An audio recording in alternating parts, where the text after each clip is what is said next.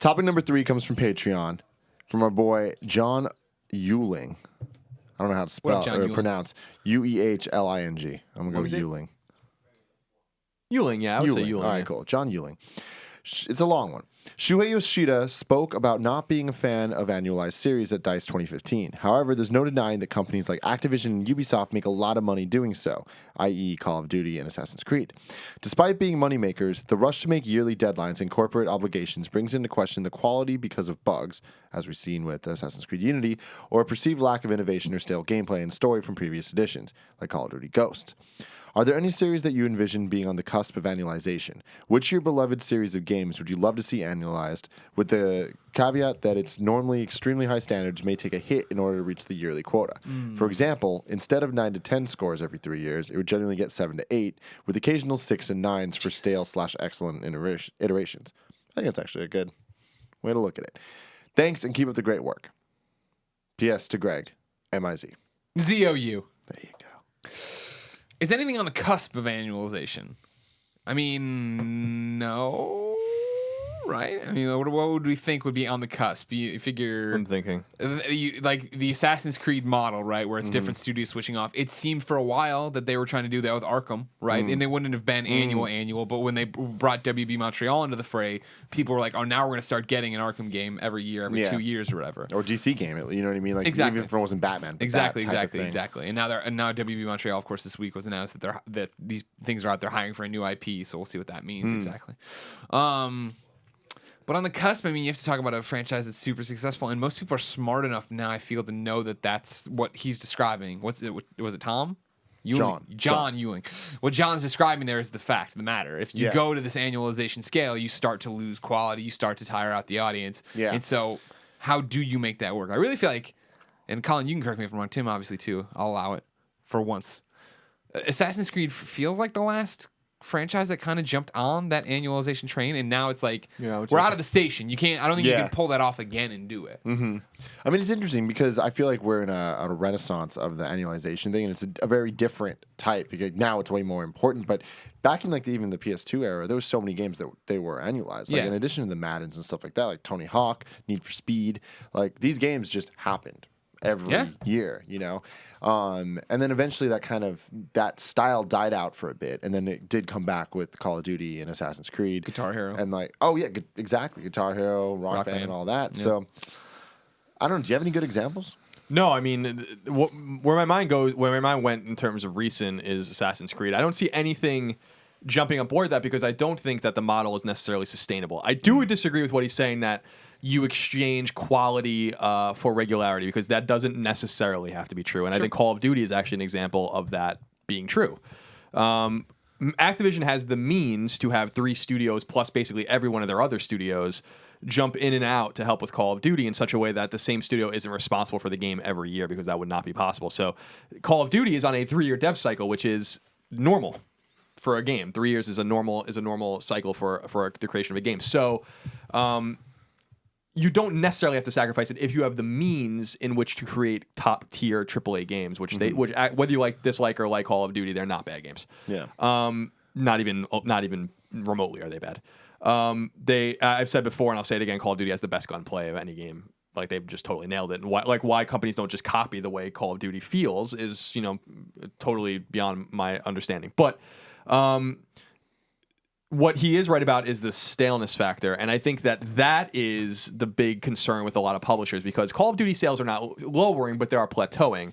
And what people have seen, I think, in the industry over the last 2 years or so is a great example of what happens when you leave and disappear and then reappear with a game, and that game is Grand Theft Auto 5. Mm-hmm. Yeah. And which essentially was annualized. It was annualized, and it was being done by a lot of the same teams too. And I think that they were extracting as much out of that they could out of that engine, and they saw great commercial and financial success. But what they didn't see is what they saw with Grand Theft Auto 5, which was a ubiquitous crossover game. Cultural phenomenon. Exactly. Grand Theft Auto 3 and Vice City and San Andreas were great games, and people enjoyed them outside of the gaming realm, mostly because PS2 was selling so well. By the time San Andreas came out, over 100 million PS2s were out there. So it was volume, right? And that's why people learned it. With GTA 4, when GTA 4 came out in 2008, there were not that many consoles out there. There were maybe 40 million at that time. Yet GTA 4 was a phenomenon that pushed hardware. And what Rockstar saw was like, this is the way we should be doing things. Making big, meaty games that we can stand behind. We invest a lot of money in the front. We get a lot of money behind it. And then we get a lot of money back afterwards. Plus, we make really meaty DLC, which they did with The Ballad of Gay Tony and The Lost and the Damned, which were great pieces of DLC. I wish they do this for 5. I think they will. I think that they're just focusing more on GTA 5. But then they just went quiet again. And then they came back and they made all of their money back in one day from the development of Grand Theft Auto 5, plus hundreds of millions of dollars, presumably in profit, in a very short amount of time. And that probably raises the bells at Ubisoft and Activision being like, we don't have to support all of these studios. Rockstar North is the studio that's making these games.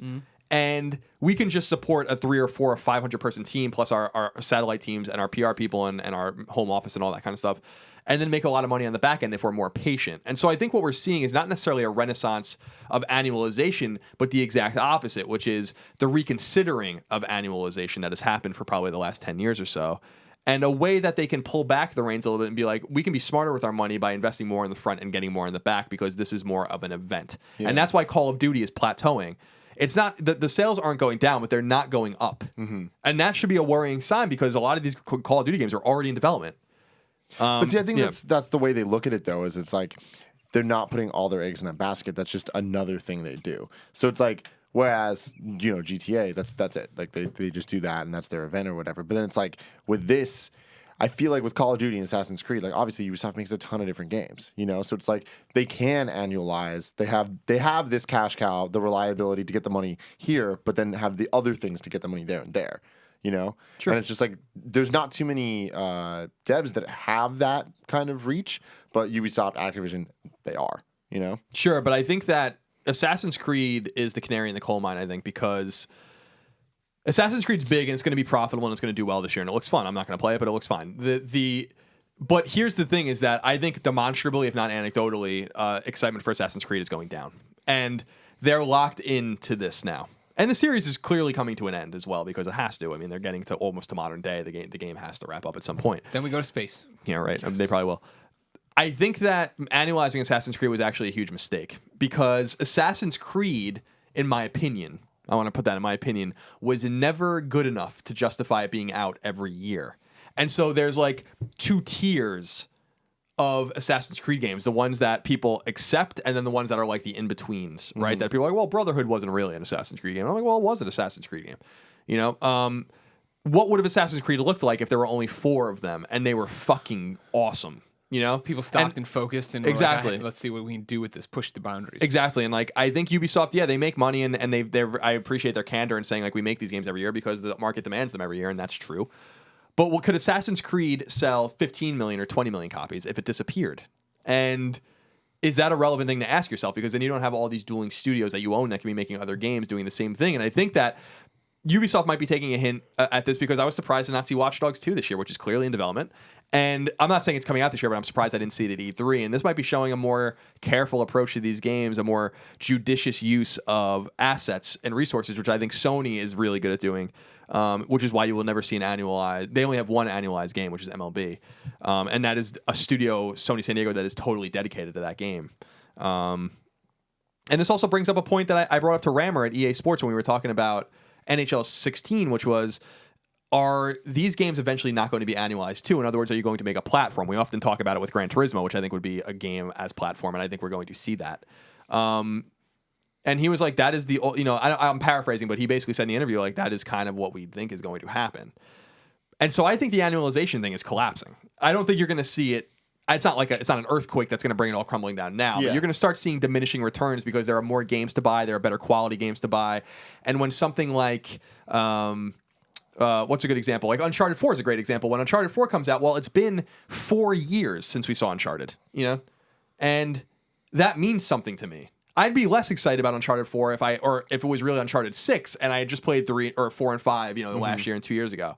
Same thing with Fallout, right? Yeah, The way exactly. We all flipped out to finally have Fallout 4 announced and know something about Fallout. Well, it's because it's been gone forever. We're excited to see it again. Whereas Assassin's Creed, like when Kotaku will leak Assassin's Creed, you're like, all right, well, I don't even need to read it because I knew this was coming. Give me I'm the not headline of excited. where is it going to be? Exactly. Where is it? What's the time? All Cool. right, cool. Done. And there is a big difference in like there's a strata of between the developers and really the publishers that seem to treat their IP with greater care, and I think Bethesda is a great example of that. Yeah. And then the stakeholders that are trying to make as much money as much as humanly possible, as soon as humanly possible, which is Activision. And I'm not saying one is better than the other, but I'm saying that people feel much more positively about Bethesda than they do about Activision because Bethesda doesn't shove their games down people's throats every year. Bethesda could easily take the engine for Skyrim, could have taken the engine for Skyrim, given it to 3 different studios and been like, you make Elder Scrolls 6, you make Elder Scrolls 7, you make Elder Scrolls 8. Your game comes out 2015, your game comes out 2016, your game comes out 2017. They could easily do that. There are fucking studios that fall all over themselves to make a fucking Elder Scrolls game or a Fallout game, but they don't do that. You know, they did that with New Vegas, and New Vegas was a game that took 2 years or 3 years, I guess, to make, and it was awesome. And then they just disappeared.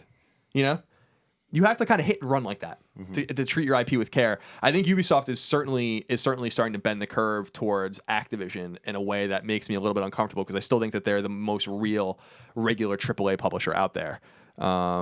I think you can learn a great deal by the more judicious use of IP that you see from something like Microsoft with Halo or Gears.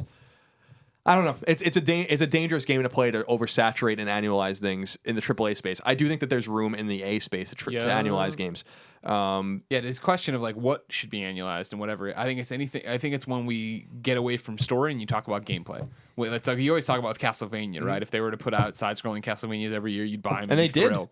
They did, and that's the thing is that they did. So we saw it. We saw it in action, and it was fucking awesome. It was glorious. You know, it was a glorious time to be a DS owner and a GBA owner. But then they stopped and whatever. And so there are games that exist outside of the AAA realm that could be annualized because it is about gameplay. The experience is gameplay. The experience is not necessarily story. 2D Mario games. That's how I feel about them. And it's like, I say that and then everyone bitches about it at the same time. Like, oh, there's too much Mario. But it's like, whatever, dude. They're fun. If it's an annualized game, like, cool. Just keep giving me it. And with Mario Maker, we'll see that. Yeah.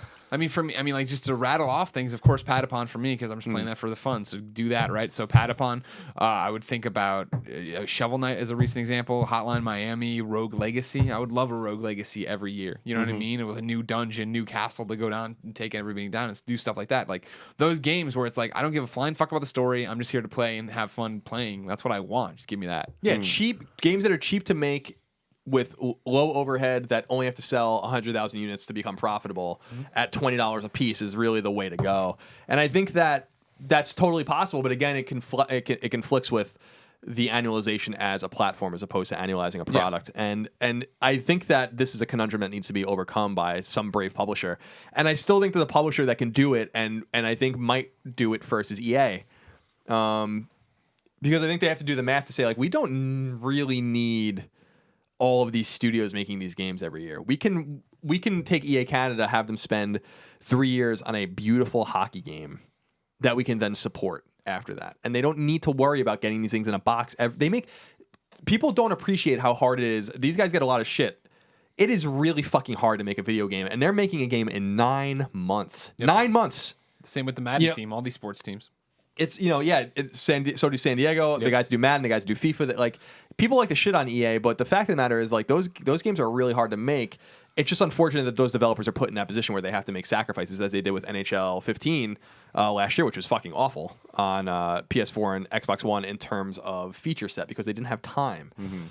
So imagine a world where EA Canada had time and they could support a product for years and not have to worry about churning games out on an annual basis. It seems like the annualization thing is, like I said, certainly going to collapse, not necessarily due to financial pressures, but due to the kind of the dearth of creativity when you have that kind of pressure. And I think Rockstar is the proof in the pudding, man. Like, Grand Theft Auto is a fucking phenomenon because they do not fuck with it. And they treat it with care, and they could so easily fuck with Grand Theft Auto. Like I just said with Bethesda and the engine for Skyrim and the engine for Fallout 4, they could have been like, here you go, make a Grand Theft Auto game. You have 2 years, Grand Theft Auto Chicago, Las Vegas, and they just don't do it, and they fucking make an enormous amount of money, So I don't know. It's a complicated question. It's a good question though. Very good question. Thank you so much, man. All right, Ewing, John Ewing. Hey everybody, it's me, Greg Miller, and I wanted to let you know Comic-Con is coming up and Kinda Funny is going to be there. So if you're at San Diego, we have a bunch of stuff you can come do with us, and you don't even have to have a Comic-Con badge. On Thursday, we're going to Polite Provisions. We're doing a meet and greet there. 5 p.m. You don't need a Comic-Con badge. You do need to be 21. Don't blame me. Those are the drinking laws in the United States of America. Friday, we're doing the Game Over Greggy show at Petco Park as part of Geek and Sundry Studio Stage. No Comic-Con badges required. We're doing that at 3 p.m. And then I'm moderating a whole bunch of Comic-Con panels if you do have a Comic-Con badge. So come hang out with me in the convention center. All the details are up on kindafunny.com/news. So head over there for the full rundown.